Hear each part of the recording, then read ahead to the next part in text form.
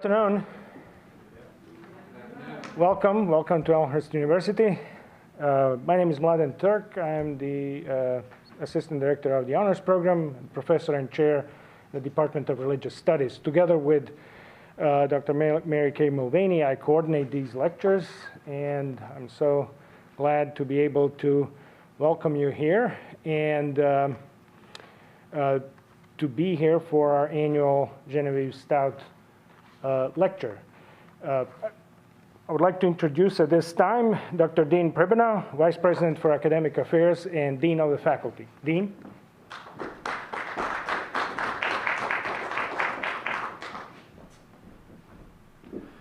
Wonderful. Thank you, Mladen. Well, as Mladen said, my name is Dean Pribenow. I'm Vice President for Academic Affairs, and I'm delighted on behalf of the Elmhurst community to welcome you to today's lecture, Genevieve Stout Intercultural Lecture. And in particular, I'm thrilled to welcome our guest lecturer today, Reverend Dr. Vanessa Lovelace. I know we're all looking forward to hearing your comments today, so welcome. So I'll be brief, but I do, first of all, want to lift up in celebration of Women's History Month and last week's International Women's Day, and the many programs and activities planned this month to recognize the contributions and achievements of women. Elmhurst University has powerful examples of strong and transformative leadership and contributions from women on our campus, and we are all better off because of it, so thank you. I just celebrated my 2-year anniversary at Elmhurst, and what a time it has been.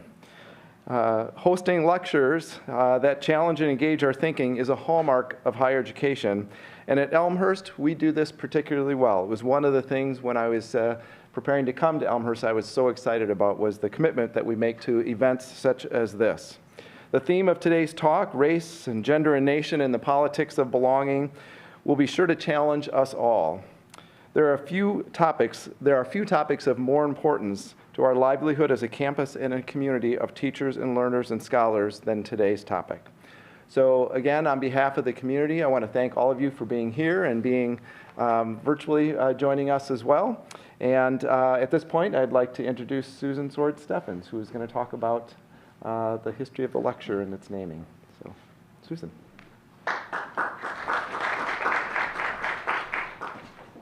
Good afternoon. This is one of my favorite things I do every year because it kind of connects the past to the present and perhaps to the future. Every year in March, we pay particular attention to the achievements and impact of women on our history and our world on our campus. I think a lot about the shoulders of those who came before us. And in that respect, we honor Genevieve Stout today. All the other lectures, named lectures, are people that other people know about. But Genevieve Stout is something that only we here know about, and yet she probably impacted more lives in the per square foot than many of these other far more famous people. So why did Elmhurst University name its Women's History Month lecture after Genevieve Stout? Dr. Genevieve Stout was a member of the faculty and administration from 1931 to 1961. She came to Elmhurst as an education and history professor, and shortly thereafter became Dean of Women, and in 1948 became Dean of Students. And during that time, she also served as the head of the education department and the advisor to elementary education students. Those of us who have worked on this campus as women know that we wear many hats and do many jobs often at the same time, and she started us off on that. From the beginning of her time at Elmhurst, she showed great dedication to education and to working with students, and she was very determined about high goals for herself. In her response, a letter of acceptance to President Lehman, she closed with a statement saying, "I'm eager to measure up to the standards you have set for me, but even more to the ones that I set for myself." So she set out her own voice and was determined to do her job well. She was modest and assuming, and her gracious personality was an outstanding influence on campus. She was firm and yet kind, and in the community of Elmhurst, she made a real place for herself in educational and cultural circles, and she had a host of friends and admirers. And Dr. Sanger said, as the story of Elmhurst is written, one of its very bright chapters will be the story of a wise and generous woman who helped to shape so much of what is today. There's not an overwhelming amount of material about her in the archives, but if you read her reports to the president and to the board over the years that she was helping them try to find a place for female students at Elmhurst College, you realize that she's like the prophet that you guys mentioned at lunch today. She was good at speaking truth to power, and I think some of us can relate to that. Colleges, she writes in a report, colleges can do much in offering training for young women that will inspire them to glorify the making of a living into the making of life. The perennial problem related to enrollment of women at Elmhurst is the curriculum. Women came to this campus in 1930 and were offered a program of studies that had been developed for men, by men, and in particular pre-professional men students. And the worth of the program is undeniable, but with 60% women comprising the enrollment, it would seem that some extensions and peculiarly appealing to women and equally cultural might be introduced. So basically, she said, you know, you made this, this institution for German teenagers and to turn them into ministers, and now you have all these women, so you better change the curriculum to make it useful for them or they won't stay, which was, even as gracious as she was, it was a fairly direct statement. She understood that it was important to make those changes. For me, though, the legacy of Genevieve Stout is also personal. As a child growing up on campus, I knew Jane Stout, and she was really called Jane Stout. I don't think, if you called her Genevieve, she probably wouldn't have answered. She was a formidable figure who dressed in what her faculty colleagues called various shades of black. But she also took an interest in the faculty kids, especially the girls, and was often around at the different events that we had. When I was about 5, I hadn't gone to kindergarten yet, she invited me to visit her on my own. Just me, not my brother, not my little brother who had to stay home.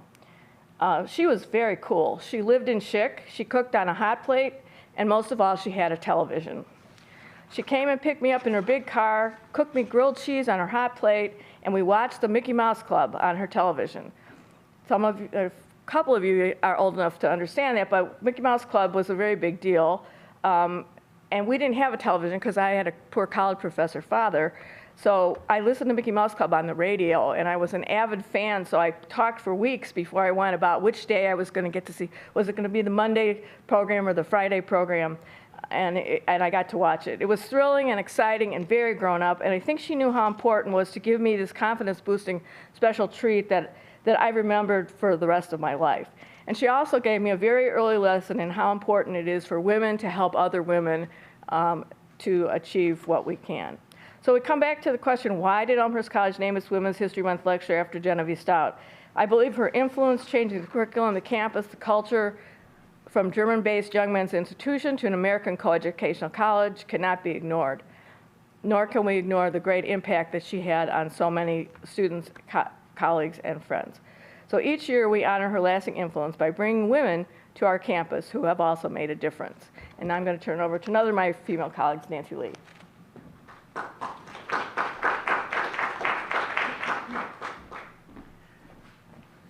Thank you, Susan. Welcome, everybody. Thank you for coming. And it's my great pleasure to be with us today, my former colleague, but we continue as conversation partners in the field, Dr. Vanessa Lovelace. Some of you may remember that Dr. Lovelace taught with us for 9 years while she was doing her Ph.D. at Chicago Theological Seminary. She also earned her Master of Divinity degree at McCormick Theological Seminary here in Chicago. Though she is a native Californian, she spent a lot of time here in Chicago. She left here after her time with us and went on to Atlanta, where she was professor at the Interdenominational Theological Center. And then from there, she has moved on to Lancaster Seminary, which was mentioned, where she is Associate Professor of Hebrew Bible or Old Testament, as well as Vice President of the academic curriculum, academic affairs. She is the author of numerous articles and essays, and she has recently co-edited a really cutting-edge volume entitled Womanist Interpretations of the Bible, Expanding the Discourse. And this includes her own article, but also essays by the leading women scholars of the Bible, womanist scholars today. She's also currently working on a monograph entitled Outsiders Within, a womanist reading of Hebrew Bible narratives as the politics of belonging. And I wanted to mention another essay with a very intriguing title that she has forthcoming, which is appearing in the Oxford Handbook of Feminist Approaches to the Hebrew Bible. It's entitled Hagar's Racial Identity in 19th Century Southern Women's Novels in the United States. Very interesting. And also, I just want to close by saying that we are so appreciative that Vanessa has shared part of her journey with us here at Elmhurst and given so much to our students through the years. We're very blessed, and we welcome you today. We look forward to your talk.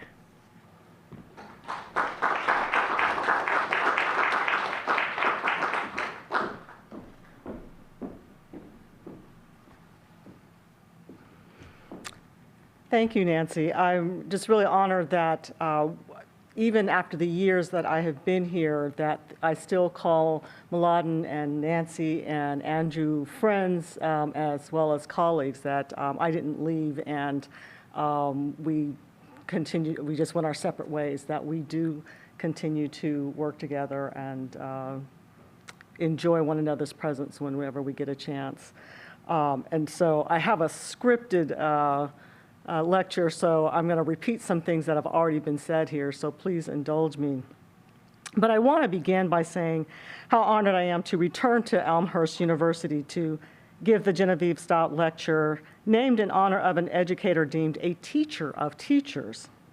Not only did she lay the foundation for Elmhurst's excellent teachers education program, but she was also named Dean of Students. Elmhurst University was Elmhurst College when I taught here, as an adjunct faculty member in fulfillment of my doctoral program's teaching requirement while a Ph.D. student at Chicago Theological Seminary. I would like to give a shout out to faculty and staff with whom I worked closely when I taught here. I want to acknowledge two of my favorite people in the world are nurses and librarians. And I know I've said this to her, but Elaine Page, I have to say, it is so good to see you. I love librarians, and Elaine was always so helpful for me. Of course, Reverend Scott Matheny, Reverend Ron Beauchamp, Nancy Lee, and Andrew Doss. And I want to especially thank Mladen Turk and the Honors Program for the invitation. I would also like to recognize the Reverend Dr. Peter Schmeeken, Elmhurst University alumnus and professor of theology and religion from 1966 to 1985, and dean of the university, of course, then college, 1975 to 1985, and president emeritus of Lancaster Theological Seminary from 1985 to 2000. And President Schmeeken shared with me that Dean Stout was his dean when he was a student here at Elmhurst. The opportunity to teach here was formative for my vocation in the teaching profession. I have written about my experience teaching at Elmhurst in an essay in the edited volume, Women and the Society of Biblical Literature. One of the things I shared is that teaching biblical text to undergraduate, to whom I regarded as mostly those in the pews, in quotation marks, brought a different perspective from graduate seminary students who were largely those in the pulpit. Each week, I grew more confident that the Elmhurst students would take their newfound knowledge about the formation of the Bible, its social and historical context, and its expansive literary content, and hear sermons preached with a more critical ear and hold the preacher to a higher standard of exegetical integrity. And I trust that this continues to be the tradition of student learning at Elmhurst. My journey to studying race, gender, and nation and the politics of belonging began when I was working on my dissertation. My research subject was women prophets in the Hebrew Bible, Old Testament in general, and the two named women prophets, Deborah and Huldah, in particular. I argued that Deborah and Huldah, as the first and last named prophets in the Deuteronomistic history, formed a literary inclusion around the historical narratives of the period of settled life in the Promised Land to the exile. As interpreters, our questions of the biblical text lead our methodological approaches to analyzing them. Although traditional historical critical methods that examine the social world of biblical women prophets produce interesting suppositions about their social role and religious functions in biblical Israel, I had other questions. My questions were around Deborah and Huldah as symbolic of Israel's values, such as the Egyptian Ma'at, who personified cosmic order, justice, and harmony. I pursued this path, but it wasn't long before I came to a dead end. A member of my dissertation committee suggested that I try searching for women as symbols of nations. As luck would have it, two incidents happened that propelled my research forward. First, as I began my research, I came across Gender and Nation by Nira Yuval Davis, which analyzed ways that gender relations affect and are affected by national projects and processes. Racialized Boundaries, Race, Nation, Gender, Color, and Class, and the Anti-Racist Struggle by Floya Anthias and Yuval Davis, which analyzed the ways race, gender, class, and nation collide, overlap, reinforce, or reconstruct each other. And Woman, Nation, State, edited by Anthias and Yuval Davis, which examined the place of women within ethnic and national communities in 9 different societies. That led to the discovery of other scholars doing similar research.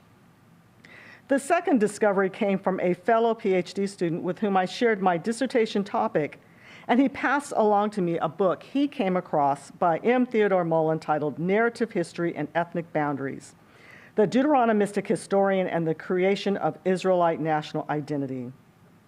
Mullen examines the Deuteronomistic history as it might have functioned with respect to the formation of the community whose identity as an ethnic group was threatened by the Babylonian exile with complete assimilation and ethnic dissolution.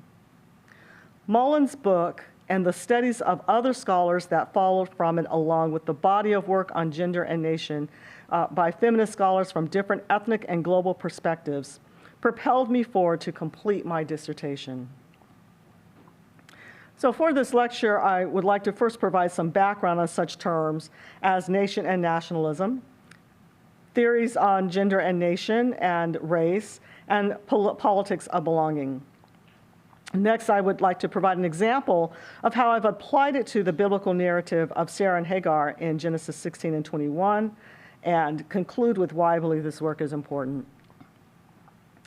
Although Jean-Jacques Rousseau is largely regarded as the father of modern democratic and political conception of the nation rooted in the Enlightenment, discussions about nations and nationalism today often begin with Benedict Anderson's now familiar depiction of the nation as an imagined political community, consisting of members bound together by their loyalty to the cause, limited in reach, yet sovereign in its freedom to rule. According to Anderson, the nation as a political community is imagined not because it never really existed, but rather because most of its members have never met one another, yet share a common cause. Anderson's theory of nation belongs to the school of thought known as the modernist approach. Modernism takes its name from the view that the nation is a modern social or cultural construct. As the theory goes, certain social factors took place to engender the nation to include the emergence of industrialization, technological advancements, and the rise in mass-produced publications in people's vernacular languages. As Anderson explains it, the decline in the use of the sacred language of Latin as the only language in which studies were taught opened the door for print capitalism, his term, which, quote, made it possible for rapidly growing numbers of people and to relate themselves to others in profoundly new ways, end quote. Anderson and other modernist thinkers' views stand in opposition to the primordialist approach, which contends that the nation is a natural, immutable, universal entity extending from family and kinship relations since the beginning of social existence. The most recognized champion of this school of thought is Anthony Smith. As others have noted, Smith, while conceding modernist points that, quote, nations are a creation of modernity and nationalism is an ideology rooted in modernity, maintains that modern nations are pre-modern forms of cultural myths and symbols, or ethnic cores, which Smith calls ethnies. Smith defines an ethne as a, quote, named human population occupying a historical territory or homeland and sharing common myths and memories, a mass public culture, a single economy, and common rights and duties for all members. For Ernest Gellner, the nation is a thoroughly modern entity that arose during the Industrial Revolution. The societal barriers broken down by the economic mobility and standardized education as a result of industrialism created a new political unit with a shared language and culture or ethnicity. However, these new units created new divisions among its members. For those who are isolated or excluded because they do not share the same ethnicity, Gellner contends that nationalism became an expression for a new political unit. Thus, he argued that the nation is an invention of nationalism, not the other way around, nor does it have pre-modern precedents. Eric Hobsbawm, while also taking a modernist view, proposes that the nation is an invented tradition. As Hobsbawm sees things, the collectivities are the product of invented cultural practices, traditions, public holidays, monuments, etc., that appear to have continuity with a distant past to confer legitimacy on them. Following from these definitions of nation is its relationship to nationalism. Besides Gellner's assertion that the nation is the product of nationalism and that nationalisms are a purely political phenomena that lend political legitimacy to the movement, Smith proffers that nationalism is a, quote, ideological movement for the attainment and maintenance of autonomy, unity, and identity on behalf of a population deemed by some of its members to constitute an actual or optional nation, and he puts that in quotes. Against Hobsbawm and Gellner, Smith argues for the place of religion, specifically ethnic myths, of divine election for the formation of national identity. Jonathan Hearn defines nationalism as, quote, the making of combined claims on behalf of a population to identity, to jurisdiction, and territory.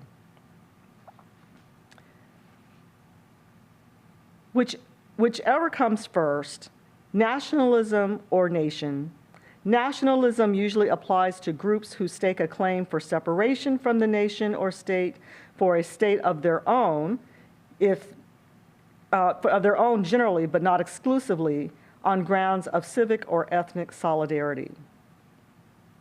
So thus far, I've discussed the nation as imagined political community, engendered by nationalism, and ethnic cores or ethnies. So is there any consensus that we can find that theorists of nation and nationalism share? I'm glad you asked. Yes, there are three elements that are important for the construction of nations: a shared myth or memory of a quote-unquote common origin, common solidarity, and common destiny. Other definitions have included a common territory. Why does all this talk about nations and nationalism matter? It matters, for one, because most of us belong either non-voluntarily or, for example, by birth, or voluntarily, such as naturalization, as members of a nation.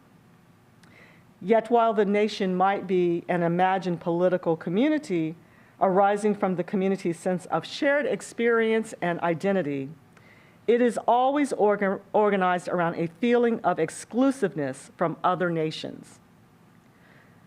Benedict Anderson acknowledged as much when he expressed that the nation is nevertheless limited because there are boundaries that separate one nation from another, boundaries which divide the world into us and them. I have already mentioned the organizing principles of common origin, solidarity, and destiny, but there is still the matter of the sine qua non, the political processes around which the group constructs the boundaries that divide the world into us and them, usually around phenomena such as ethnicity. R.J. Johnston wrote that boundaries serve as a metaphor in anthropology and sociology for the relational character of group formation and differentiation. He writes that, quote, "One group always forms by creating boundaries between itself and others." Johnston is following the theory of Norwegian anthropologist Fredrik Barth, whose work gave special attention to the significance of boundaries for human identity, especially ethnic identities. According to Barth, ethnic distinctions are not based on the isolation of one group from another. Quite the contrary, these distinctions can and do persist despite inter-ethnic contact across shared space and social interactions. Instead, Barth found that ethnic groups are defined by their ability to establish and maintain the boundaries that distinguishes one group from another. Barth maintained that, quote, "Ethnic groups only persist as significant units if they imply marked differences in behavior, such as persisting cultural differences." In other words, it's not the quote-unquote cultural stuff, his term, that we have in common that construct us, but rather their cultural stuff that makes them different from us, that differentiates us and them. Without the differences ascribed to others, there can be no national. John Armstrong describes a system of emblematic resources that he refers to as symbolic border guards, peculiar phenomena of ethnicity such as linguistic features, architecture, dress, and manners that distinguish insiders from outsiders of a collectivity. Let me provide you with an example of a linguistic symbolic border guard. I teach at Lancaster Theological Seminary in Lancaster, Pennsylvania. That's Lancaster spelled Lancaster. And if you pronounce it Lancaster, it is a dead giveaway that you are an outsider. No one has been able to come up with a definitive answer to the question why it is pronounced Lancaster. As one person put it, it's just the way we say things around here. Up to now, the theorists of nation and nationalism mentioned have all been male. In their writings on the subject, they each seem to presume that nationalist sentiments and ideologies are expressly the interest of men, as the following quote from Ernest Gellner exemplifies. Quote, "Two men are of the same nation if and only if they recognize each other as belonging to the same nation. In other words, nations maketh man. Nations are the artifacts of men's convictions and loyalties and solidarities," end quote. And this was written in the mid-20th century. Yet feminist scholars such as Carol Pateman, Cynthia Enlow, Denise Candioti, Anne McClintock, Floya Anthias, and Nira Yuval Davis challenged the exclusion of women from such discourses on national projects and processes. As they observed, their male peers attempted to locate the specific social agents of the production and reproduction of nationalist ideologies and boundaries with bureaucrats or cultural or religious elites and intellectuals, especially those of oppressed collectivities with hardly ever any mention of women. However, in what Anne McClintock described as an important intervention, Nira Yuval Davis and Floya Anthias came along and demonstrated that women have been playing crucial roles in the reproduction of national collectivities and states as reproducers of the nation biologically, culturally, and symbolically. Yuval Davis and Anthias identified 5, although not exclusive, ways that women participate in national processes: as biological reproducers of the members of national collectivities, as reproducers of the boundaries of national groups through restrictions on sexual or marital relations, as active transmitters and producers of the national culture, as symbolic signifiers of national difference, and as active participants in national struggles. As already mentioned, one becomes a member of a nation involuntarily by being born into it. And as the biological producers of children/people, Anthias and Yuval Davis make the obvious point that women are the bearers of the collective within the boundaries. Women also participate in national processes as reproducers of the boundaries by being encouraged, discouraged, or even forced to have or not have children. Anthias and Yuval Davis describe how gender relations are at the heart of cultural constructions of social identities, collectivities, and their boundaries, such that women are expected to adorn proper behavior and clothing, lest they bring dishonor and shame on their male relatives in some societies. As symbolic signifiers of national difference, they point out how a female is often used as the actual symbolic figuration of the nation. For example, in the French Revolution, La Patrie, a figure of a woman giving birth to a baby, was the symbol of the spirit of the revolution. This is where Anthias and Yuval Davis point out a blind spot to Armstrong's emphasis of symbolic border guards as inanimate emblems.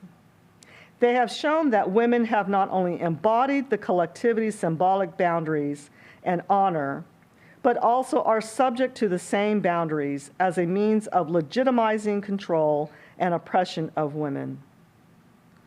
Finally, Anthias and Yuval Davis explained the gendered phenomenon of the growing acceptance of women in the military as the male expectation to serve as a requirement of citizenship declined. Moving on to race.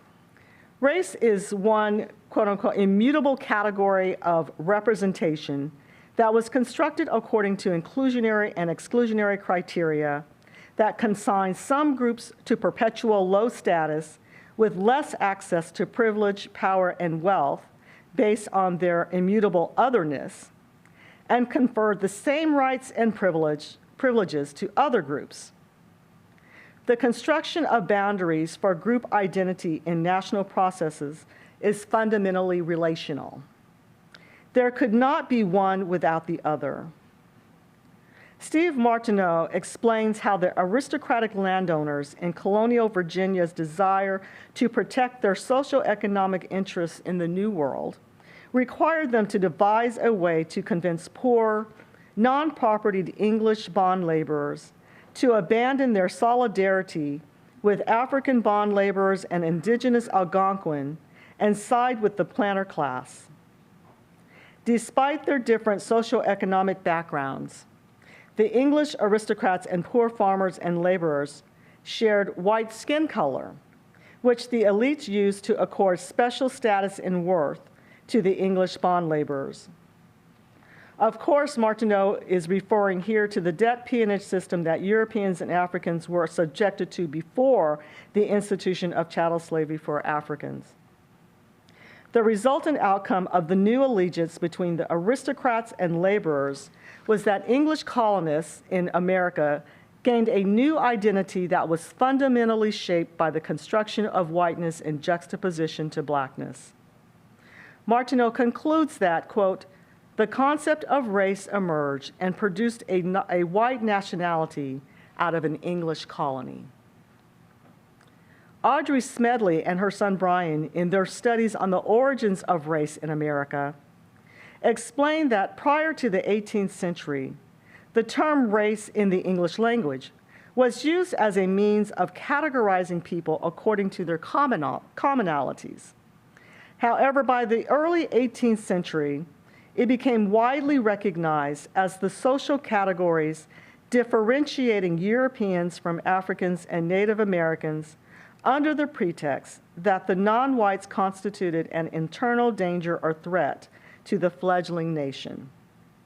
Thus, race came to signify a new ideology about human differences and a new way of structuring society that had not existed before in human history.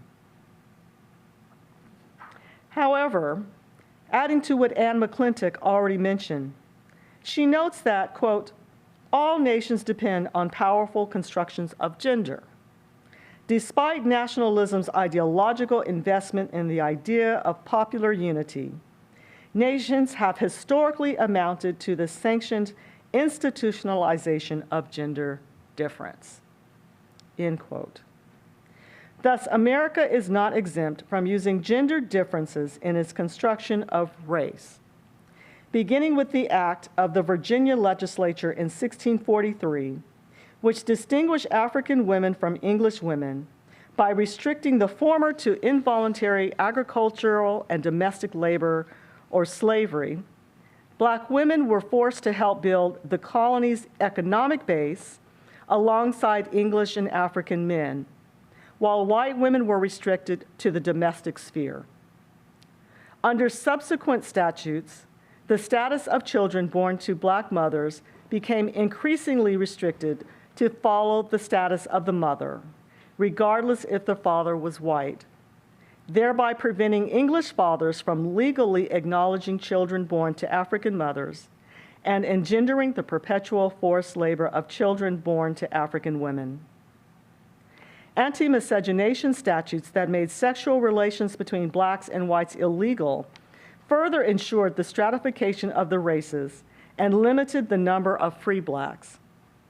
The same statute, having already determined that a child born to an African mother inherited her slave status, added that if any quote-unquote Christian, meaning any white person, had premarital sexual relations with a Negro man or woman, he or she would be subject to a fine double the amount of the previous offense. By 1691, the law had been changed to punish English men and women who intermarried with a Black, mixed race, or indigenous woman or man by permanently banishing him or her from the colony within 3 months of the offense. The penalty was even more severe for white women, bond or free, who became pregnant and gave birth to a Black child out of wedlock. Although these laws gave white males authority over both white and Black women's sexuality, Black women were used to both increase the colony's wealth by contributing to the labor shortage as free labor and benefit their owners economically by bearing more free labor. In contrast to Anthias and Uval Davis's point that women produce members of the nation, Patricia Hill Collins asserts that, quote, Black women's reproduction both produced actual populations central to economic class relations and served as an important site of boundary maintenance for the racialization of this process, end quote. This brings us to belonging and the politics of belonging.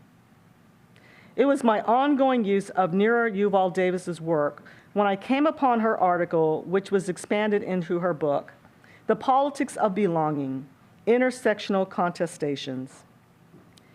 When talking about the politics of belonging, it is important to make the distinction inferred above between quote-unquote belonging and the politics of belonging. Nira Yuval Davis describes the former as an emotional attachment, such as the warm sentiments one gets about feeling at home, and she puts that in quotes. The latter comprises the political projects that construct belonging to a specific polity, which she explains are themselves, quote, being constructed in these projects. Yuval Davis further explains that, quote, belonging is where the sociology of emotions interfaces with the sociology of power, where identification and participation collude. She adds that within hegemonic constructions, belonging becomes naturalized and invisible so long as the individual feels safe. It is only when that stability is threatened that, quote unquote, narratives of belonging become politicized and emotions of fear and hate are evoked to build the wall along boundaries and borders of the national collectivity and to mobilize the people toward exclusionary politics. Significantly, the boundaries of the politics of belonging that separate people into us and them are always symbolic and often contested. Yuval Davis's favorite example of a political project of belonging is what she refers to as the infamous British cricket test. The boundaries of belonging were established along the lines of sports team loyalty. If British citizens watching a cricket match between Britain and a team of their or their family's origination cheered for the latter team, then those people weren't considered as really belonging to the British collectivity, despite possessing formal British citizenship by birth or naturalization.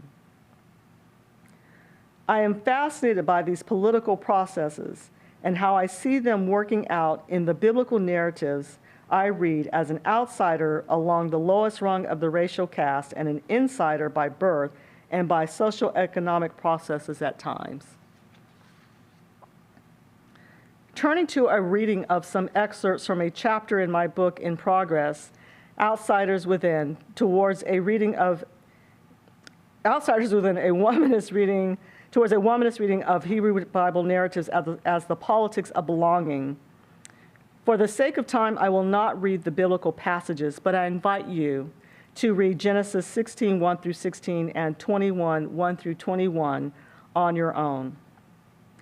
In my article, This Woman's Son Shall Not Inherit with My Son, towards a womanist politics of belonging in the Sarah-Hagar narratives, I mentioned an article by Julia Klein titled, Why Scholars Just Can't Stop Talking About Sarah and Hagar. The article addressed such issues as female rivalry, surrogate motherhood, inheritance customs, and the Israeli-Palestinian conflict. I agree that Hagar has captured the imagination of readers as reflected in literature and art for centuries. For one, Hagar resonates with those who have felt alienated, excluded, and outcast. But as biblical scholar Naomi Steinberg, who is quoted, suggests, the interest is also in part due to the issues of belonging raised in the stories. Quote, what does it mean to be a member of a society? Who's in and who's out? I agree with Klein and Steinberg that the story of Sarah and Hagar located in the so-called Abraham cycle or saga consisting of Genesis 12 through 25 are narratives about belonging, identity construction, and boundary maintenance. However, more importantly, I contend that the stories of Sarah and Hagar are about the politics of belonging. Specifically, I propose that a political process of motherhood is used to accord insider status to members of Israel and exclude others. The biblical story of Abraham is the story of a man whom God chose to become the progenitor of the people of Israel. According to the story, God called Abram to leave his homeland, his inheritance, and his father's household for the land of Canaan with the promise to make of him a great nation. Abram obeys God's command and leaves for Canaan, where he settles with his wife Sarai, who happens to be barren. Of course, this statement builds suspense regarding the fulfillment of the promise. God later makes a covenant with Abram consisting of a threefold promise: that he would be the father of a multitude of nations, he would have abundant offspring, and he would possess all the land of Canaan. God changes their names from Abram to Abraham, the father of a multitude of nations, and Sarai to Sarah, who would be the mother of kings, as a sign to future generations that they would continue to flourish. Specifically, God declares that Sarah would give birth to a son who would be Abraham's heir of the covenant, and whose descendants would become the nation of Israel despite her present condition. God's words harken back to the earlier statement that Sarai is barren. 10 years pass in the land of Canaan, and Sarah doesn't bear any children. So she takes matters into her own hands. she gives her Egyptian handmaid Hagar to Abraham, then it was Abram, as a second wife who bears him a son. Ishmael's birth leaves most readers with the impression that the problem is solved. And being born Abram's son, even to the slave woman, should have been sufficient criteria for Ishmael to be accepted as a member of Abram's family and the heir God promised to Abram. This would suggest that the biological or genealogical dimension was the organizing principle of belonging in this passage. Ishmael's birth is treated matter-of-factly, suggesting that the mother's status and ethnicity were of no concern to the Yahwist writer, believed to have been active during the pre- or early exilic period. However, the post-exilic priestly redaction of the Abrahamic covenant in Genesis 17 reconceptualizes Israel primarily in terms of the Abrahamic covenant of circumcision. This results in a shift from a political process of biology to one that is theologically determinative of the rite of male circumcision. Yuval Davis describes this political process as a political project of belonging based on the construction of cultural and tradition as a religious identity. Thus, a secular rite, such as circumcision, can become differentiated and delineated from the secular realm by designating it as sanctified by the deity. A few verses later, God reveals that Isaac, the son yet unborn to his wife Sarah, and not Ishmael, will be Abraham's patrilineal heir. This does not immediately result in Ishmael's displacement. As Amanda Mbuvi observes, quote, having revealed that Ishmael is not the one, the narrative does not immediately lose interest in him and focus on Isaac. Instead, the narrative recounts Ishmael's circumcision before embarking on the story of Isaac's birth. Ishmael stands alongside Abram as his son, end quote.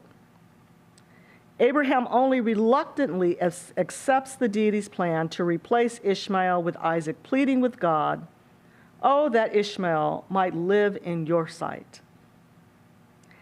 Ancient family legal codes granted Sarah the prerogative as a barren wife to use her slave as a surrogate to attain motherhood. This attests to the fact that the state of motherhood is not a single category.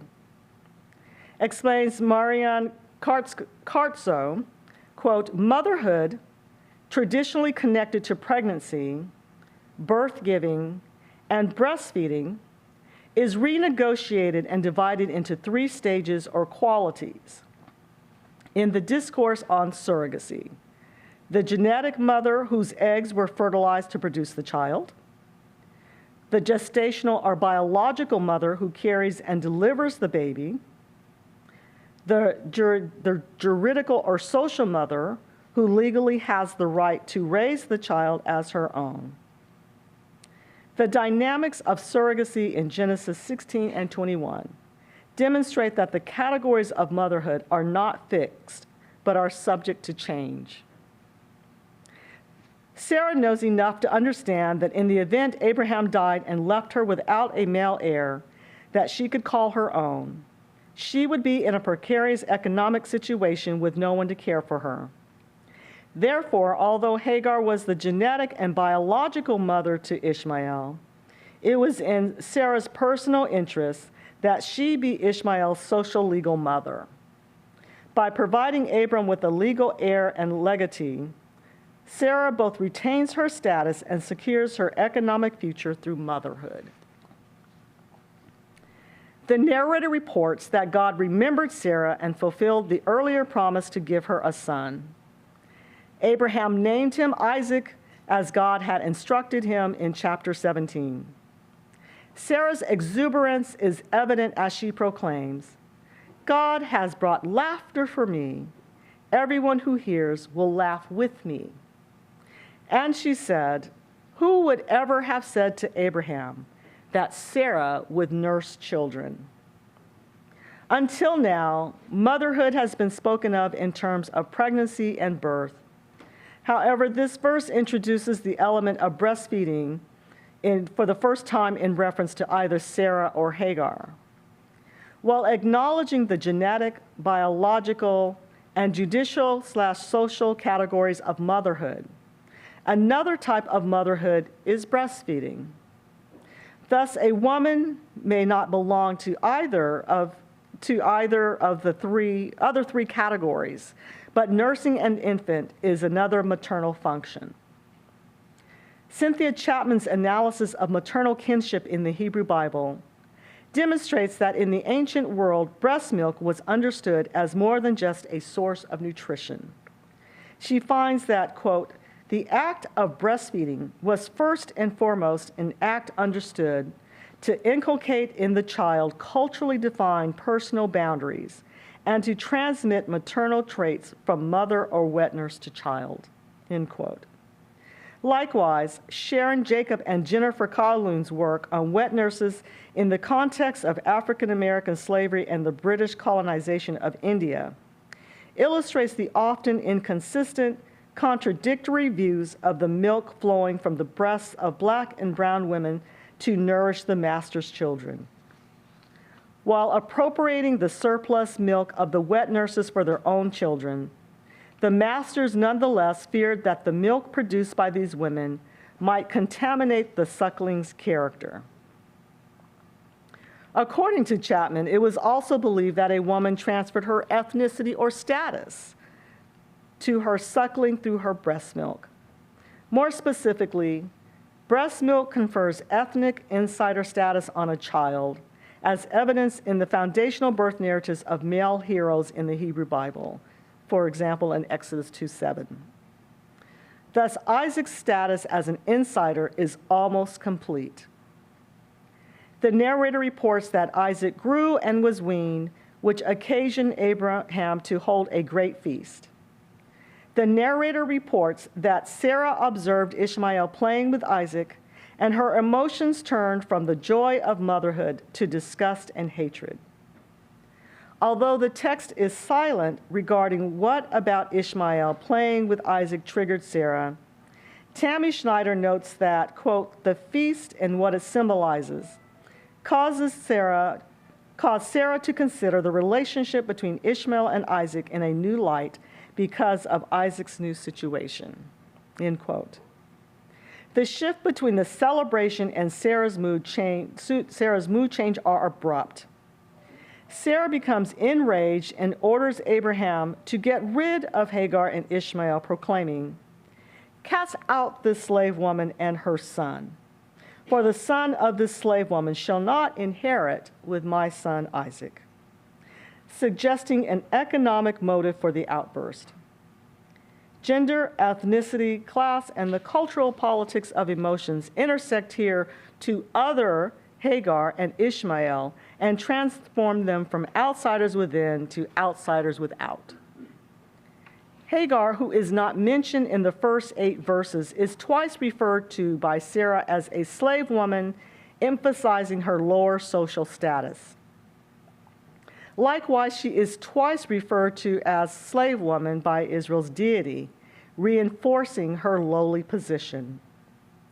Only the narrator refers to her by name. Ishmael, on the other hand, is never mentioned by name, but rather as the, quote, son of Hagar the Egyptian, son of the slave woman, son of the slave woman, Abraham's son, the boy, the child.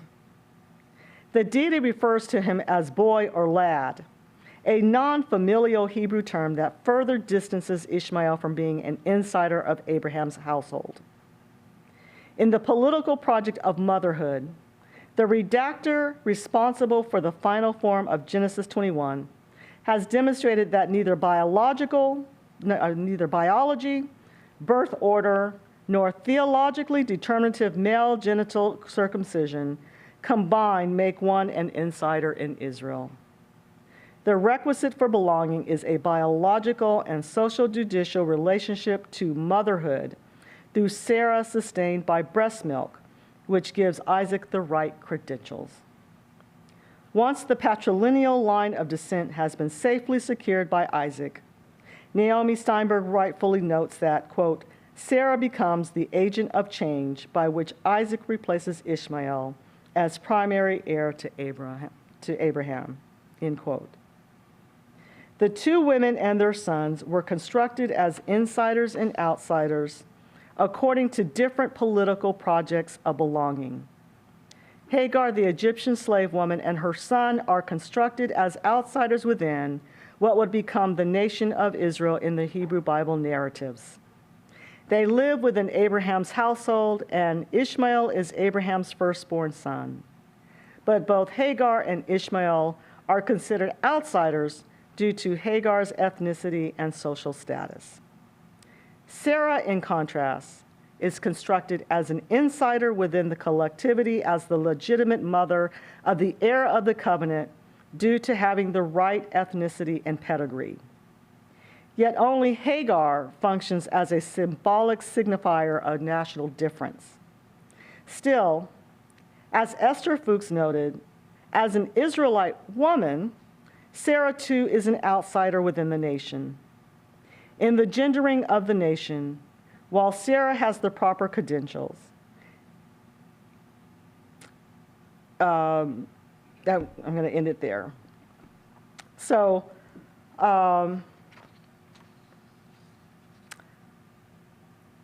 why is this important? Personally, I think, as you've heard, the issues of belonging, of citizenship, of nationalism, of when we talk about immigration and refugee status, particularly I didn't know about Ukraine when I was accepted this offer, but we see by the invasion of Ukraine that those citizens of Ukraine went from belonging to land, to being insiders, to immediately being dispossessed, landless, and even at risk of losing their citizenship status and are now refugees.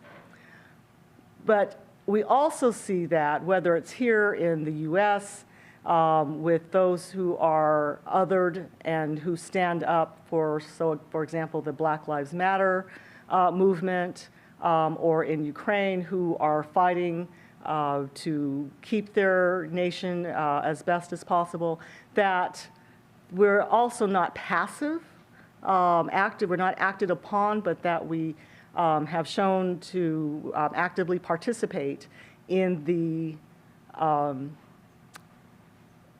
desire to gain the rightful status as insiders, whether it's by birth or by naturalization or other means, to be recognized as belonging within the nation. And that ends my lecture.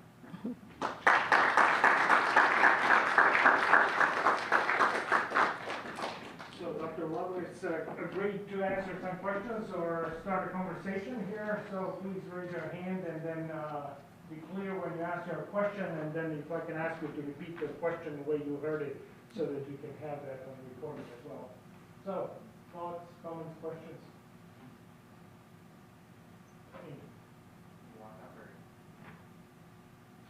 You can just ask your question. Okay. So in our class, we were tasked reading your article entitled "We Don't Give Birth to Thugs," if I recall correctly, and you mentioned the story of Jephthah there and how, Jephthah's mother is a prostitute, but is never actually mentioned, to be a mother or even as a female in some regards, because of how the language ends up turning out. Why do you think it is, and this might just be a speculative question, that the Old Testament writers would see, women as sort of lower standing given their her line of work at the time, and why in general did they just regard women as lesser at the time? That's going to be hard to repeat that question back. I'm going to try. So some of the students read my article in Womanist Interpretations of the Bible, Expanding the Discourse, edited by Gay Byron and myself, on We Don't Give Birth to Thugs. It's on Jephthah's mother. because I can't remember the full title. But the question was about, which is a theme in my writings, and the why I picked the stories that I do to analyze, of women's their status as mothers determine their sons' future and fate. And so in this instance, in the Hagar-Sarah, if Sarah hadn't given birth to Isaac, certainly Ishmael would have remained in the status as the heir to Abraham. But once Sarah gave birth to Isaac, then her position as a primary wife, as a insider mother of the same ethnic background, the story says that she's the half-sister. They have same father, different mothers, Abraham and Sarah. So she has the right pedigree, she has the right social status, she has the right, just everything. And so she is the one who has to be the rightful mother and not the slave woman Hagar, of the heir of the promise. And similarly, Jephthah, who is the son of an unnamed woman of perhaps a dubious social background in terms of not being of a reputable background. Some translations translate the text as whore or prostitute. It could just be a woman who, because she was not under her father's household or her husband's household, as an independent woman, was a social threat, or also would be considered not within the social norm, so it would be suspect and would be called, it's kind of what I call slut shaming, would call her such terms as whore. We don't know that that was her profession or not. But nonetheless, because of his mother's irreputable status, and that she is not married to his father, his father is married and has other children. And so if he had been born to the mother that is the woman married to Jephthah's father, then he would have been a legitimate heir. But it's his mother's status that makes him illegitimate. And so throughout these stories, we see that not all women are treated, or all mothers are treated badly, but it's in relationship to sons. And the sons are regarded as heroes, or the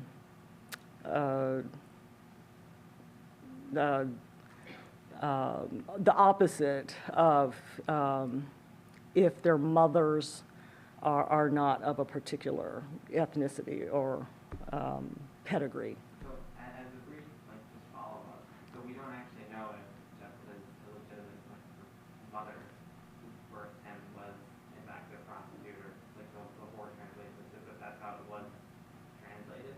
The term the Hebrew term zona can be translated as whore or prostitute, but her status or her profession is not specified. It doesn't say that there was a transaction with money or any or a temple prostitute or anything that clearly indicates that was her profession.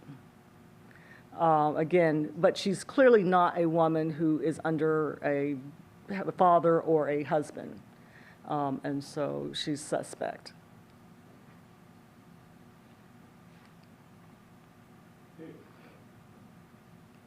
Good to see you. I was here as an adjunct when you were, so good to see you here.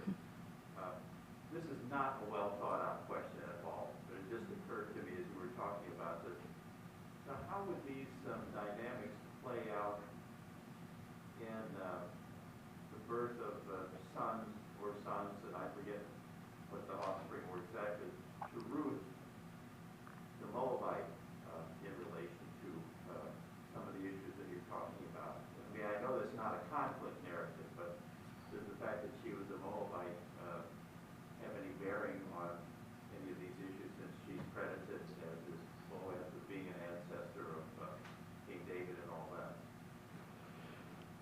Yeah,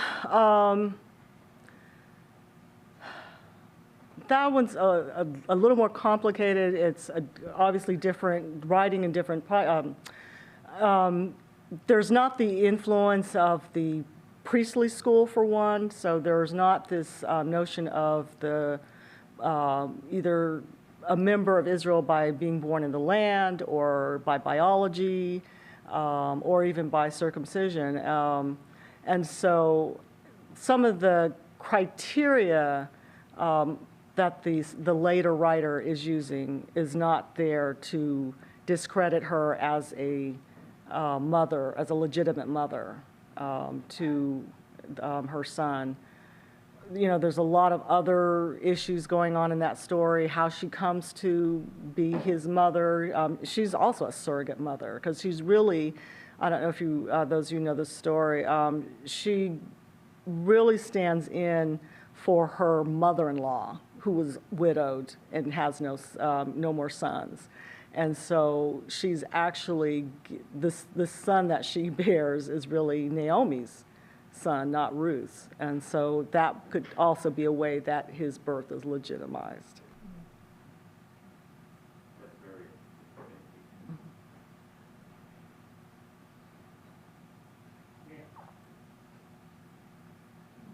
Okay. Just a quick thought or question. That story with Hagar and Sarah, toward the end in chapter 21, then, you know, God comes back into the picture and promises Hagar and her son that they'll become a great nation, if you're not familiar with the story. So I wonder, I find that kind of breaks it's kind of countercultural to the ideology going on of insider, outsider. And I wonder how you see it. Is it something that somehow there was a message that broke through to elevate the person who's at the lowest level sociologically, ethnically, etc., that the voice of God comes in and says, yeah, but hold on, you know, Hagar, I'm going to elevate you and your son to become a great nation. And I don't know, Professor Hawk's not here, but Islamic tradition comes out of this. So I don't know, how do you see that, or do you see it as kind of just part of the Israelite ideology here? It's definitely a different tradition. Again, you know, the later tradition, and so I think on the one hand, it's an etiology of this is how the Ishmaelites came about, is because God promised back in Genesis 16 that God was going to make a great nation of Ishmael as well, and so we see later, okay, you know, here's the fulfillment of God's promise to Hagar in the wilderness to Ishmael. One of the interesting things about Ishmael is, despite his abjection from the household, he still never is quite out of the picture. Twice he comes back to help bury their father and to receive his inheritance after his father dies. And so, so that's still the same story. So he, in terms of his inheritance, but then when Esau, his nephew, marries one of his daughters, which his mother, Rebecca, just abhors. So he's not out of the picture. So I think there are some things about Ishmael that the authors still admire and don't suppress about his status.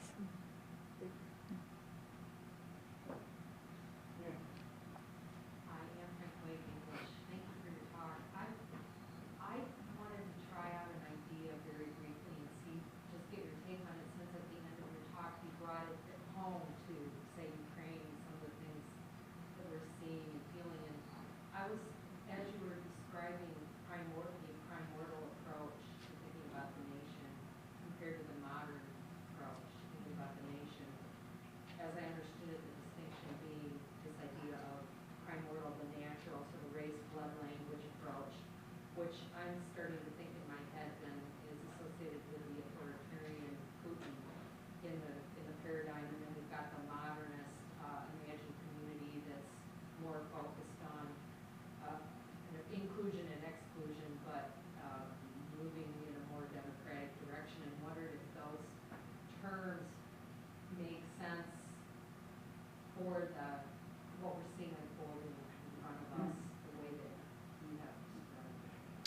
And just as you said it, that would be an excellent way of actually giving a example of the primordial versus the modernist. That the narratives, the meta narrative that Putin is using, the kinship, that we're brothers, that the Ukrainians are brothers. So that whole kinship family dynamic going on there, that the blood is all part of that primordialist perspective of nation and belonging. And then although there certainly would be the critics, the modernists would be more in terms of the democratic forms of unity, socialization, that is more, because it's more inventive, one, because it's newer, but that it's, whether you say it's imagined or invented, and I do want to distinguish that. Anderson took offense to the way that Gellner and Hobsbawm used the inventive. He did not, he thought of imagine as imagination creation in that way. But nonetheless, we still will talk about, we can't in America because we're not that old, but of a,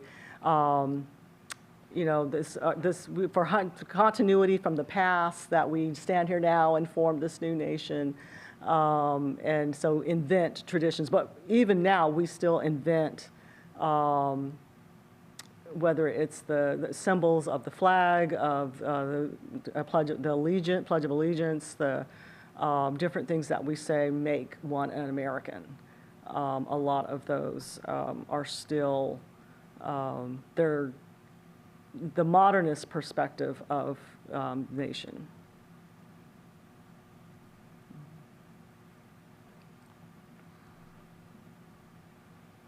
Yes. I just have like a weird question. So like you're saying that like Heather was seen as like her ethnicity was not the right ethnicity for her son to be seen as a Jew. And like I was in Christian school for a little part of my life, and there's a lot of like Christian people who seem to be against the idea of adoption because of the story of Haggai. And I was wondering if you have an idea of why that might be, because I know Jesus was said to be heavily adopted. That's interesting. I had not heard that before. In fact, there is an agency, a surrogacy agency that uses that story, and it is actually named for Hagar, that helps families to build, or helps couples or people, you don't have to be married, but I'll say couples, to build families through surrogacy. And again, they use the story of Hagar to give legitimacy to that. This was in the Bible, and the Bible has approved this, so therefore it's acceptable. And so in terms of, but I could see the logic of not approving of adoption, sort of. I'm still trying to think this through. Of accepting so it's not like Abraham had to accept or adopt Abraham because it was his flesh. It was his biological son.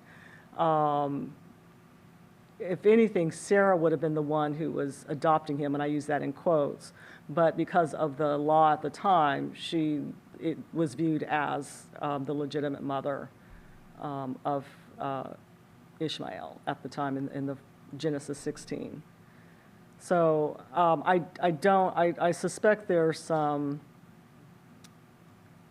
ethnocentrism in that view of not approving of adoption based on Ishmael's story.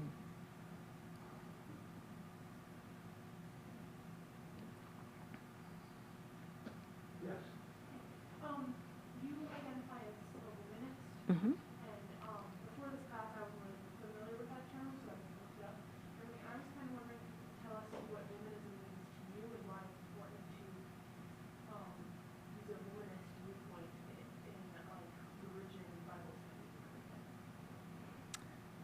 Thank you. And the reason I'm laughing is because after I realized trying to get the lecture down to 20 pages that I had left that part out, even though there were certainly hints of it when I refer to other work that I have done. And so I refer to myself as a womanist activist and scholar because my politics and how I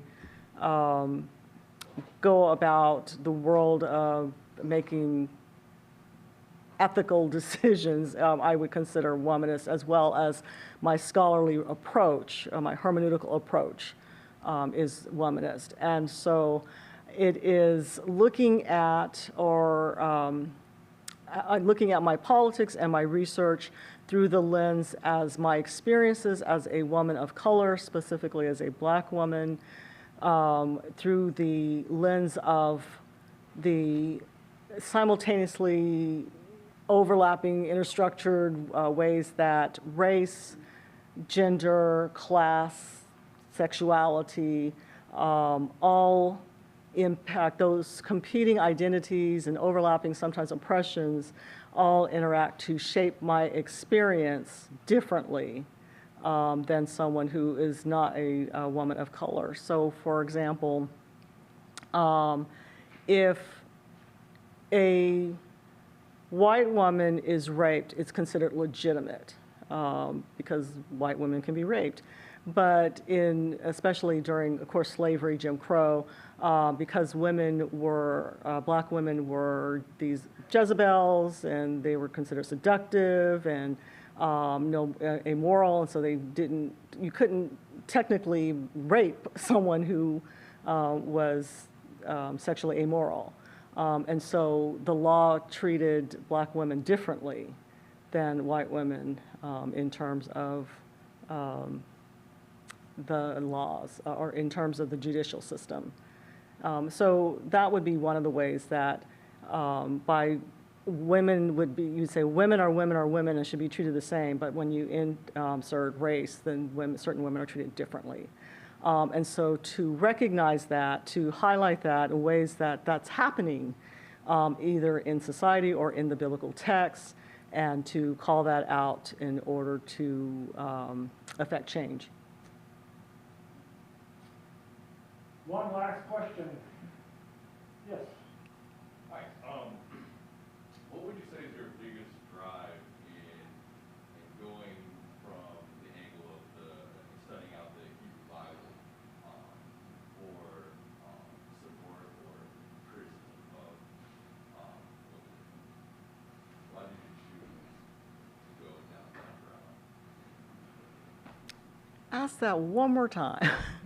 Why did I go down the path, in terms of Hebrew Bible studies, why did I go down the path of doing it from a womanist perspective and not? No, from the Hebrew Bible perspective. Like what's your biggest drive going from that angle? So if I understand you correctly, just reading a text, the Hebrew Bible text, without, there isn't a way for me to come at the text because the questions that I ask of the text are going to be determined by my life experience, my social location as a Black woman in the US. And so even though I can do the historical critical approach of looking at the world, what we call the world behind the text, of certain other ancient societies and comparing and seeing, if are there certain laws or practices that preceded or were part of the world that I can look at for reference to interpret some behavior or a practice or tradition in the Hebrew Bible. I'm still going to then ask, why does this matter? What does it matter for my community of accountability? And what difference does this reading make? I think there's a place for reading strictly for, what was the so-called intent of the authors of the text. But then so what? And so to move beyond that, you have to ask more questions, and those questions often come from your life experience.